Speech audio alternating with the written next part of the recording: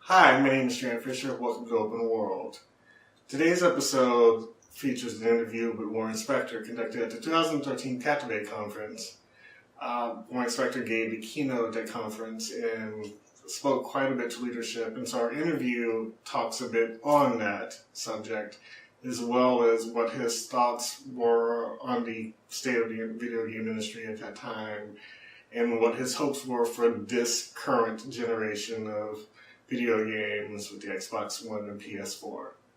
Alright, I'm here at the Captivate Conference speaking with Warren Spector, and I wanted to talk to you, just want to start off asking you a bit about the importance of a conference like this in you agreeing to keynote at it. Kind of what do you get out of these experiences, speaking to groups and everything like that, and what are you hoping to impart when you do speak to people? Well, Captivate is a really interesting conference.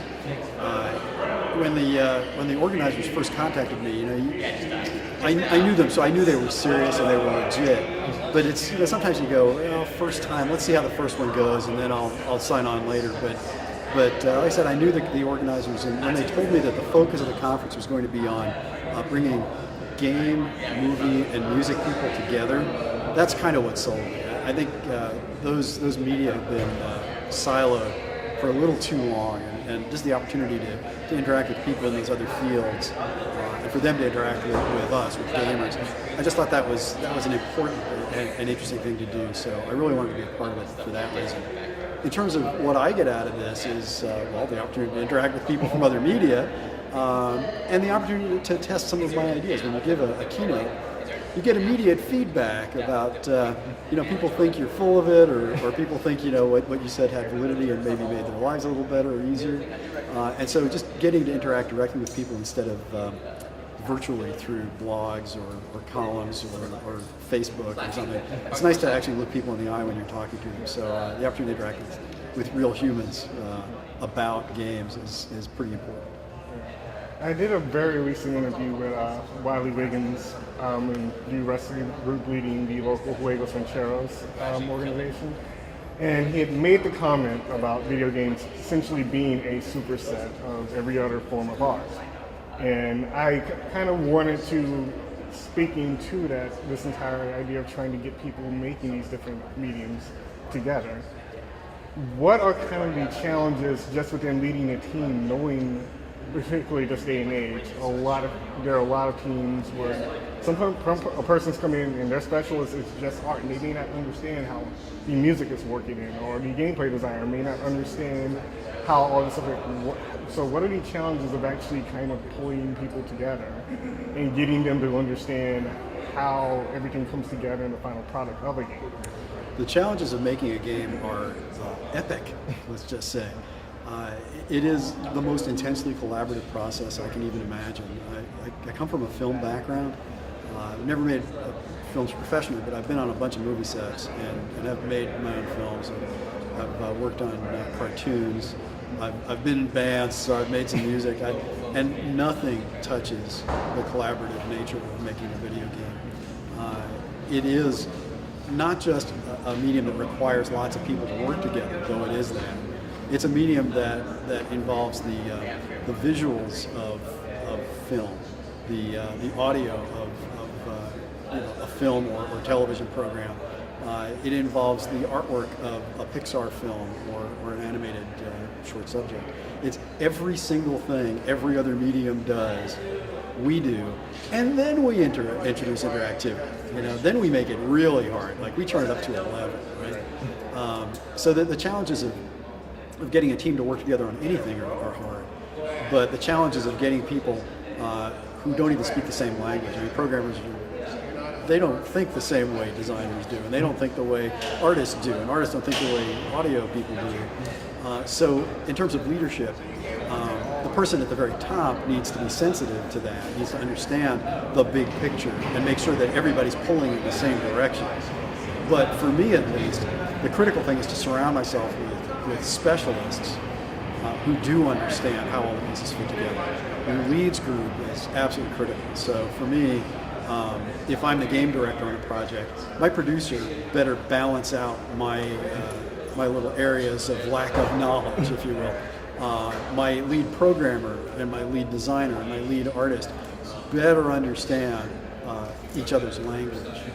So what you do is you build a sort of I hate to say it, a pyramid, where there's one person with one more vote than everybody else, which is me, and then you have leaders who do understand all of the disciplines and how they fit together and can communicate to the people working for them exactly how all their pieces fit together. It's insanely hard. I mean, if I ever stopped to think about how hard it was, I'd just stop doing it. How hard is it to find those leaders nowadays? Because again, we're in an era where the games are so huge and so many people are working on them. Not everyone doesn't have their hands in everything in the way they were 15, 20 years ago. It's very hard to find the right people. I think I've been lucky. I mean, I've been lucky in so many ways. We don't even have time to go into it. But I've been lucky because I've been doing it so long, and I've worked on some fairly high-profile projects. And so, when I post a job description, I get a lot of applicants. Right? So I haven't had a whole lot of trouble finding great people. But even having found great people, finding great people who understand the kind of games that I make and that I want to make, and who understand each other well enough and can work as an effective team. It's incredibly hard, and sadly, because there's so little focus put on training and communication in the educational institutions that are training the future game developers, the game developers of tomorrow. There's so little focus put on leadership and communication that we end up training people on the job. And sometimes it works, sometimes it doesn't. So I think that's one of those cases where you hope you find the right people, you develop them internally, you hope you have time to develop them from, people who type and manipulate a mouse to people who lead people who type and manipulate mice, and then you nurture and help them as much as you can. So 2, 3, 5 years after they start working for you, they're ready to move into a larger role. That's about the best you can do. And speaking of educational institutions, you've been working on the advisory board for the University of Texas program. What does that actually entail for you in working with your team? Do you get to see much of anything that the students are working on? Well, I'm the chair of the advisory council for the Denius-Sams Gaming Academy at the University of Texas at Austin. Thank you. That's a mouthful. But what that means is I've been intimately involved in curriculum development. We're working on what we want to be teaching and how we want to teach it. I've been working on admission requirements, so the students know what's expected of them when they apply. I've been working on faculty requirements. Who do we want to target to bring in to do the teaching? I've been working on pedagogy, the methods we want to use to teach leadership. It's not an easy thing to do. But that's one of the things that attracted me to working with the people building the program. I get bored very easily. And so I like working on things that I don't know how to do. I have no clue how to build a program, a game design program, or a game development program, or a leadership for gaming program. I have no clue. So it's been a real adventure, and I've been very hands-on and hope to continue to be hands-on. It's also, to be frank, been a fair amount of I think they call it development work at the university. Let's raise some funds so we have more money to spend. So if anybody watching this wants to invest in the future of the game business, I'm looking for funding as well. So contact me.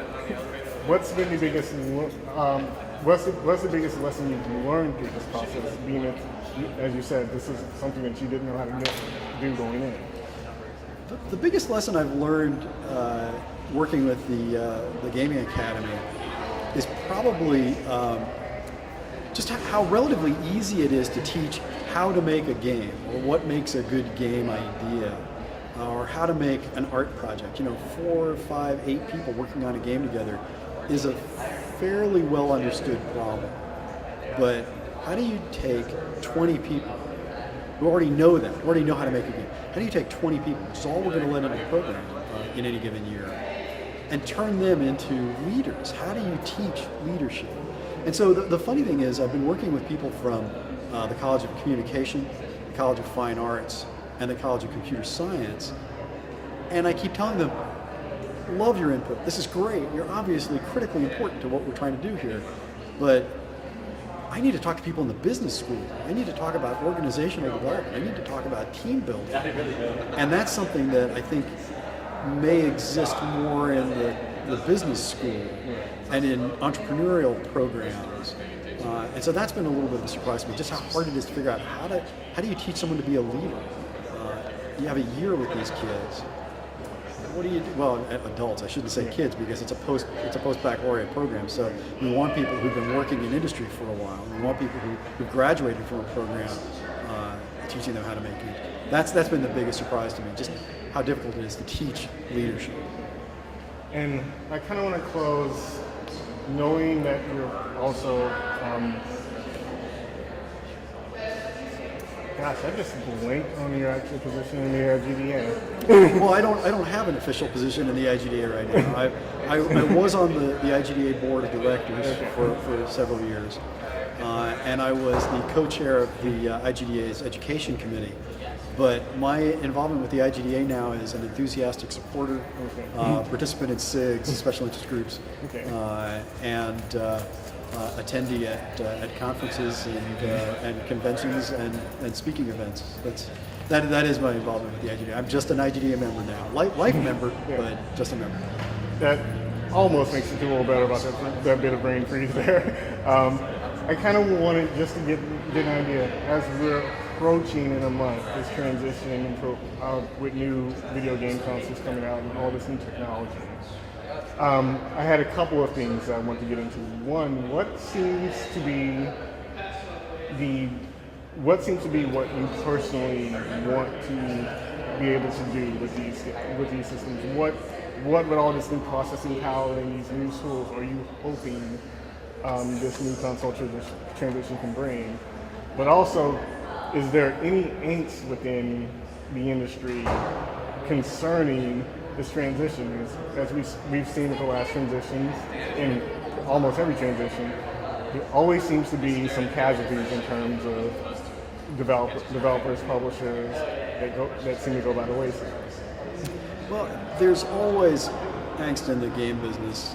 It's an angst-driven sort of deal, and any console transition period is fraught with peril. There's no doubt. But I think the real peril isn't the console transition. It's just the lack of clarity about what we mean when we say the game business. It used to be that there were PC games. Oh, and then there are console games. And now there are PC games and console games and digitally distributed games and games sold at retail and games sold online and downloadable games and apps on your phone and handheld games. And, I mean, oh my gosh, I mean, everything. So no one really knows what the future of games looks like. And that's where I think the angst is coming from. The console transition is just an interesting sort of plusser to that, if you want to look at it that way. For me personally, I'm most intrigued by the possibilities, the potential of mobile gaming, just because I mean, who wouldn't want to reach the billion people who have a smartphone in their pockets? I mean, you know, the computers we developed Deus Ex on 13 years ago are less powerful than the phone I have in my pocket right this second. I mean, who wouldn't be intrigued by every human on the planet being a potential audience member, a potential player? So for me, mobile tablet stuff is where the most excitement is. And the only angst I have about console stuff is I always worry when we have more processing power that everybody's going to focus on, look, we can do Pixar quality graphics in real time now, and oh, prettier pictures. And what I really want to see happen is people focus more on interaction, simulation, depth of gameplay, you know, real virtual actors as opposed to prettier pictures. And I'm not sure we're going to see that, but I certainly hope there are people thinking about that, you know. I get the impression people do, but I guess it's one of those things, just thinking of Alex Navarro and Patrick Klepek having the conversation that they had with, on the Giant Bomb's morning show this past Friday. It always seems really hard to market that. It seems really hard to market that in 15, 30 seconds spot. And is there any way that maybe that sort of thing could be, I guess, advertised better, or is that a problem that's always existed that we never, that it's not solvable? The elevator pitch problem has always been there, will probably always be there. For me, the argument for deeper character interaction and genuinely interactive storytelling is pretty simple. Aren't you sick of virtually killing virtual stuff? Aren't you tired of AI that constantly runs into walls and gets stuck in doors? I mean, aren't you tired of things that just look like movies with the illusion of interactivity? I mean, we're in a medium that can do things no other medium has ever been able to do in the history of humankind. And what we're trying to do is emulate movies or provide prettier blood sprays. I'm just done with it. You know, it's an easy sell for me. I don't know about for you. I actually do think that actually is something that needs to happen more. Again, I'm just not sure how well that comes off in a TV spot during the NBA Finals. Well, I hope we find out how deeper interactions with more interesting characters, deeper interactive stories that really let players drive the action. I hope we find out how that plays during the NBA Finals, because I'll be watching for sure. I'm a basketball freak. Yeah, go Knicks. All right. Thank you so much for your time. Yeah, my pleasure.